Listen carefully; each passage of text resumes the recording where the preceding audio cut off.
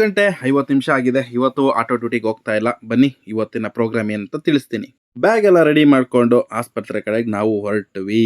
ಹಾಗೆ ಬೇಗ ಹೊರಡಬೇಕು ಅಂತ ಅಂದ್ಬಿಟ್ಟು ಬೇಗ ರೆಡಿ ಆಗ್ಬಿಟ್ಟು ಹೊರಟಿದ್ದು. ಆದ್ರೆ ಏನ್ ಮಾಡೋದು, ಲೇಟ್ ಆಗೋಯ್ತು. ಬ್ಯಾಗ್ ಗೀಗೆಲ್ಲ ನೇತಾಕೊಂಡು ಸೀದಾ ಹಾಸ್ಪಿಟ್ಲ್ ಕಡೆಗೆ ಹೊರಟ್ವಿ. ಏನು ಮಾಡೋಕ್ಕಾಗಲ್ಲ, ಒಂದೊಂದು ದಿವಸ ಹಿಂಗೂ ಆಗುತ್ತೆ. ಏನು ಮಾಡೋದು ಹೇಳಿ, ಮಕ್ಳಿರೋದಲ್ವಾ.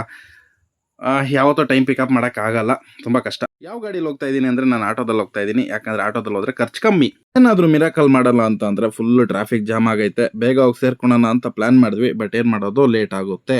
ಟ್ರಾಫಿಕಲ್ಲಿ ಏನೋ ಒಂದು ಸರ್ಕಸ್ ಮಾಡಿಕೊಂಡು ಹಾಸ್ಪಿಟ್ಲಿಗೆ ಸೇರ್ಕೊಂಡಾಯ್ತು. ಇನ್ನೊಂದು ವಿಷಯ ಏನಪ್ಪ ಅಂದರೆ, ಸೆಂಟ್ ಜಾನ್ಸ್ ಹಾಸ್ಪಿಟ್ಲಿಗೆ ಬರಬೇಕಂದ್ರೆ ಎಷ್ಟಾಗುತ್ತೆ ಅಷ್ಟು ಬೇಗ ಬಂದು ಸೇರಿಕೊಂಡ್ರೆ ಸ್ವಲ್ಪ ಬೇಗ ನಮ್ಮ ಕೆಲಸಗಳಾಗುತ್ತೆ. ಇಲ್ಲ ತುಂಬ ಲೇಟ್ ಆಗೋಗುತ್ತೆ. ಹಂಗೋ ಹಿಂಗೋ ಮಾಡಿ ಸೆಂಟ್ ಜಾನ್ಸ್ ಹಾಸ್ಪಿಟ್ಲಿಗೆ ಬಂದು ಸೇರ್ಕೊಂಡಾಯ್ತು. ಅವ್ರನ್ನ ಹಾಸ್ಪಿಟ್ಲ್ ಎಂಟ್ರಿ ಹತ್ರ ಬಿಟ್ಟು ನಾನು ಗಾಡಿನ ಪಾರ್ಕ್ ಮಾಡೋಣ ಅಂತ ಹೊರಟೆ. ಹಂಗೆ ಪಾರ್ಕಿಂಗ್ ಟಿಕೆಟ್ನ ಈಸ್ಕೊಂಡು ಪಾರ್ಕಿಂಗ್ ಮಾಡ್ತಾ ಇದ್ದೀನಿ. ಅಲ್ಲಿ ನೋಡಿದ್ರೆ ಫುಲ್ಲು ಗಾಡಿಗಳು, ಅಂದರೆ ಬರೀ ಆಟೋಗಳೇ ನಿಂತಿದ್ದಾವೆ. ಆಶ್ಚರ್ಯ ಆಯಿತು.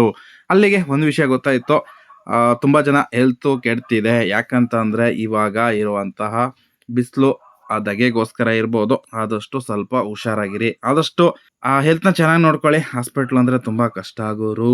ಕಷ್ಟ ಅನ್ನೋದಕ್ಕಿಂತ ಖರ್ಚು ಮಾಡಕ್ ರೆಡಿ ಇರಬೇಕು. ಎಂಟ್ರಿಯಲ್ಲಿ ಈ ತರ ಬ್ಯೂಟಿಫುಲ್ ಹೂಗಳು ಬಿಟ್ಟಿತ್ತು, ನೋಡಿ ತುಂಬಾ ಖುಷಿ ಆಯ್ತು. ಬ್ಯೂಟಿಫುಲ್ ಹೂವೆಲ್ಲ ನೋಡ್ಕೊಂಡು ಬರ್ಬೇಕಾದ್ರೆ ನೋಡ್ದಂತಹ ಸೀನ್ ಏನಪ್ಪಾ ಅಂತಂದ್ರೆ ಫುಲ್ಲು ಜನಸಾಗರ ಹಾಸ್ಪಿಟ್ಲಲ್ಲಿ.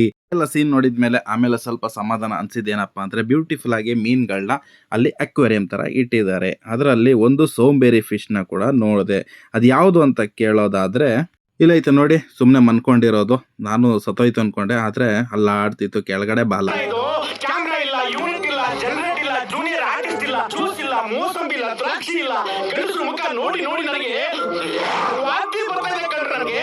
ಇವತ್ತು ಊಟ ಇಲ್ಲಾಂದ್ರೂ ಪರವಾಗಿಲ್ಲ, ಆದ್ರೆ ಹಾಸ್ಪಿಟ್ಲ್ ಸವಾಸ ಅಂತ ಬೇಡ ಅನ್ಸ್ಬಿಡುತ್ತೆ. ಅದಾದ್ಮೇಲೆ ನಮ್ಮ ಹುಡುಗನ ಕರ್ಕೊಂಡೋಗಿ ಅಲ್ಲೇನೆ ಆಟಾಡ್ಸೋಣ ಅಂತ ಕರ್ಕೊಂಬಂದೆ. ಯಾಕಂದ್ರೆ ತುಂಬಾ ಟೈಮ್ ಆಗೋಯ್ತು. ಅದಕ್ಕೋಸ್ಕರ ಬನ್ನಿ ಆಟಾಡ್ಕೊ ಬರೋಣ ಅಂತ ನಮ್ಮ ಹುಡುಗ ಕರ್ಕೊಂಡೋದ.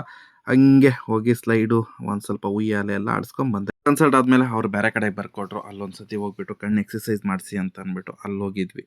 ಪಕ್ಷ ರೋಡಲ್ಲಿ ಬೇಕಾದ್ರೂ ವೆಯ್ಟ್ ಮಾಡ್ಬಿಡ್ಬೋದು, ಆದ್ರೆ ಹಾಸ್ಪಿಟಲ್ ವೆಯ್ಟ್ ಮಾಡೋದು ಇದಲ್ವಾ, ಒಂಥರ ನರ್ಕ ಅನ್ಸ್ಬಿಡುತ್ತೆ. ಸಾಕಾಗೋಯ್ತದೆ ಗುರು, ಬೇಜಾರಾಗೋಯ್ತು. ಎಷ್ಟೊತ್ತ ಕಾಯೋದಂತ ಅಲ್ಲಿ 1 ಅವರ್ 2 ಅವರ್ ಹತ್ರ ಆಗೋಯ್ತು. ಅಲ್ಲಿ ಮುಗಿಸ್ಕೊಂಡು ಕನ್ಸಲ್ಟೇಷನ್ನ ಆ ಕಡೆ ಪಾರ್ಕಿಂಗ್ ಕಡೆ ಹೊರಟೆ, ಗಾಡಿ ಹತ್ರಕ್ಕೆ. ಪಾರ್ಕಿಂಗ್ ಅಲ್ಲಿ ಬಂದು ನೋಡಿದ್ರೆ ಬರೀ ಆಟೋಗಳೇ ನಿಂತಿತ್ತು, ರೈಟು ಲೆಫ್ಟು ಎಲ್ಲಾ ಕಡೆನೂ. ಇಲ್ಲಿಗೆ ಒಂದು ವಿಷಯ ಗೊತ್ತಾಯ್ತು, ತುಂಬಾ ಜನಕ್ಕೆ ಆರೋಗ್ಯ ಕೆಡ್ತಿದೆ. ಹಂಗಾಗಿ ತುಂಬಾ ಗಾಡಿಗಳು ಬಂದು ಹಾಸ್ಪಿಟ್ಲಿಗೆ ಬಂದು ನಿಲ್ಸ್ಕೊಂತಾ ಇದ್ದಾರೆ. ಸ್ವಲ್ಪ ಹುಷಾರಾಗಿರಿ, ಆರೋಗ್ಯ ಕಡೆ ಸ್ವಲ್ಪ ಎಚ್ಚರ ವಹಿಸಿ.